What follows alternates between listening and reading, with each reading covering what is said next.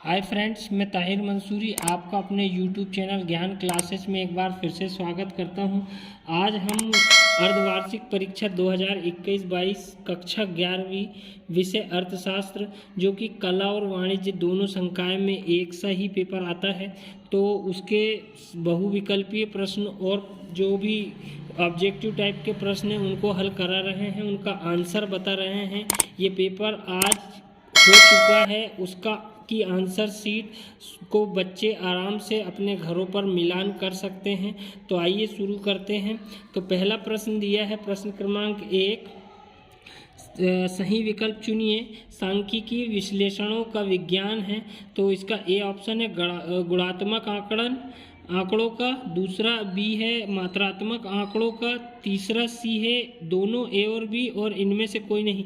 तो इसका जो आंसर होगा वो सी वाला होगा, ए और बी दोनों। उसके बाद अगला प्रश्न है सांख्यिकी एवं अर्थशास्त्र, तो इसका जो आंसर होगा बी वाला, दोनों संबंधित है एक दूसरे से। उसके बाद तीसरा पॉइंट प्रश्न दिया है, कौन से आंकड़े अन्वेषक द्वारा स्वयं एकत्रित किए जाते हैं। तो इसका जो आंसर होगा वो प्राथमिक समंक जो है वो पहले एकत्रित किए जाते हैं। उसके बाद चौथा, एक चर के औसत मूल्य को क्या कहा जाता है। तो इसका जो आंसर है बी वाला, मध्यिका। उसके बाद अगला है भारतीय अर्थव्यवस्था किस प्रकार की है। तो इसका जो आंसर होगा वो सी वाला होगा, मिश्रित अर्थव्यवस्था होगी। उसके बाद अगला प्रश्न है दंड आरेख, जो एक विमीय रेखा होती है उसे दंड आरेख कहा जाता है। उसके बाद प्रश्न क्रमांक 2 जो लिखा है, सत्य असत्य बताइए। तो इसमें जो पहला है, आंकड़ों के अनेक स्रोत होते हैं, तो ये असत्य है, क्योंकि आंकड़े के केवल 2 स्रोत होते हैं, एक प्राथमिक आंकड़े और एक द्वितीयक आंकड़े। उसके बाद दूसरा पॉइंट दिया गया है, सूचक स्वयं प्रश्नावली भरते हैं, तो ये जो है सत्य है। इसके बाद मध्यिका वह मूल्य है जिसकी आवृत्ति सबसे अधिक बार आती, तो ये भी असत्य है, क्योंकि बहुलक जो है उसकी आवृत्ति सबसे अधिक बार आती है। मध्यिका में मध्य मूल्य ज्ञात किया जाता है। उसके बाद अगला है, ब्रिटिश काल में भारत की राष्ट्रीय आय की गणना का पहला प्रयास दादा भाई नारोजी ने किया था, तो ये सत्य है।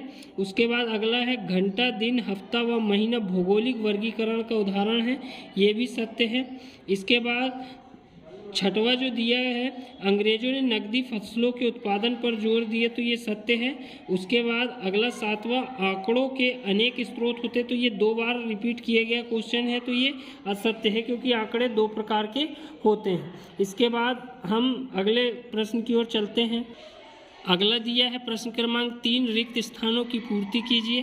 पहला है, प्रत्येक वर्ग की उच्च सीमा तथा निम्न सीमा का अंतर क्या कहलाता है। तो इसका जो आंसर होगा वो वर्ग अंतराल होगा, वर्ग अंतराल, ये इसका आंसर होगा। उसके बाद दूसरा है, वर्ग 15 से 20 में वर्ग अंतराल कितना है। तो इसका जो आंसर होगा वो 5 होगा। 15 और 20 में से घटा देंगे 15 को 20 में से, तो 5 जो है वो उसका वर्गों का अंतर होगा। केंद्रीय प्रवृत्ति की माप को माध्य कहा जाता है, इसका जो आंसर होगा वो माध्य होगा। भारत में पहली सरकारी जनगणना कब हुई थी। तो 1872 में जो है लॉर्ड मेयो के समय में इसकी पहली जनगणना हुई थी। भारत में नई आर्थिक नीति कब लागू की गई है। तो ये इसका जो आंसर है वो 24 अप्रैल 1991 में जो है भारत में नई आर्थिक नीति लागू की गई। उसके बाद भारत में पहली रेलगाड़ी वर्ष खालिस्तान में चली है, तो 1853 में जो है वो पहली रेलगाड़ी भारत में चलाई गई है। उसके बाद आखिरी जो है, अंग्रेजी शासन के दौरान भारत में परंपरागत हस्तकला का उद्योग का, इसका जो आंसर होगा विनाश हुआ है, इसका जो आंसर है वो विनाश है। इसके बाद अगला है प्रश्न क्रमांक 4, एक शब्द में उत्तर बताइए। तो विश्व व्यापार संगठन की स्थापना कब हुई है।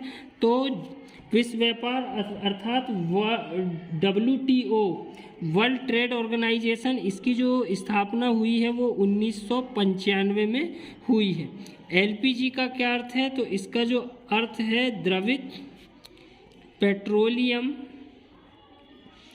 गैस, ये इसका अर्थ होगा। उसके बाद भारत में टाटा आयरन स्टील कंपनी की स्थापना कब हुई है? तो ये 1907 में टाटा आयरन स्टील कंपनी की स्थापना हुई।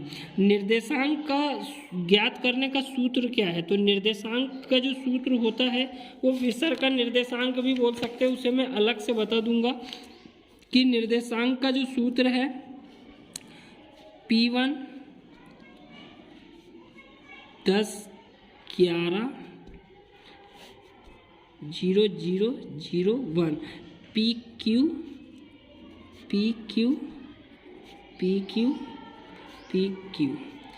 इंटू 100, ये जो है ये फिशर का निर्देशांक का सूत्र है। अंडर रूट में P1 Q0, फिर यहाँ पर गुणा रहता है P1 Q1, फिर बटे में P0 Q0, फिर P0 Q1 गुणित 100। तो ये जो है वो निर्देशांक का सूत्र माना जाता है, इसे ही हम फिशर का निर्देशांक भी कहते हैं। इसके बाद हम अगले प्रश्न की ओर चलते हैं कि आंकड़े कितने प्रकार के होते हैं? तो आंकड़े 2 प्रकार के होते हैं, एक प्राथमिक आंकड़ा और द्वितीयक आंकड़ा। आंकड़े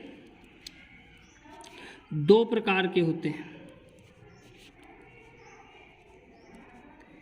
पहला है प्राथमिक आंकड़ा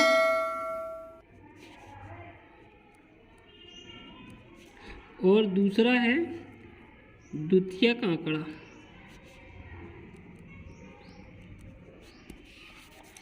उसके बाद चर क्या है? जिनका मूल्य पृथक स्थानों पर पृथक पृथक होता है वह चर कहलाते हैं। तो ये इसका आंसर मैंने इसी में ही लिख दिए। इसके बाद प्रश्न क्रमांक 5 जो है सही जोड़ी बनाई है। तो इसमें सबसे पहला जो पॉइंट दिया है प्रधानमंत्री।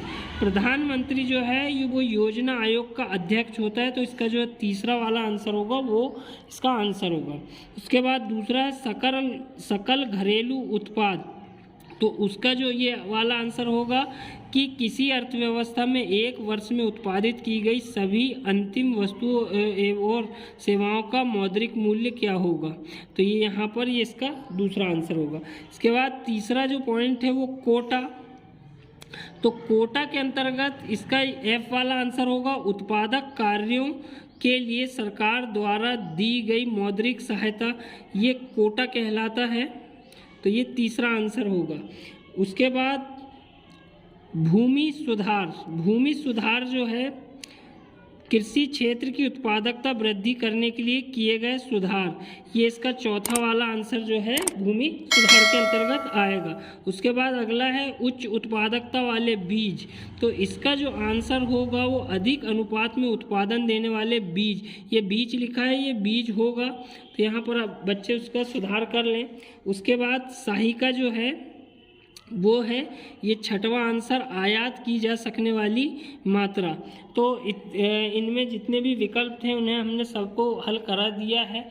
तो यदि वीडियो पसंद आए तो इसे लाइक करें, शेयर करें और कमेंट करें। मिलते हैं अगले वीडियो में, तब तक के लिए धन्यवाद।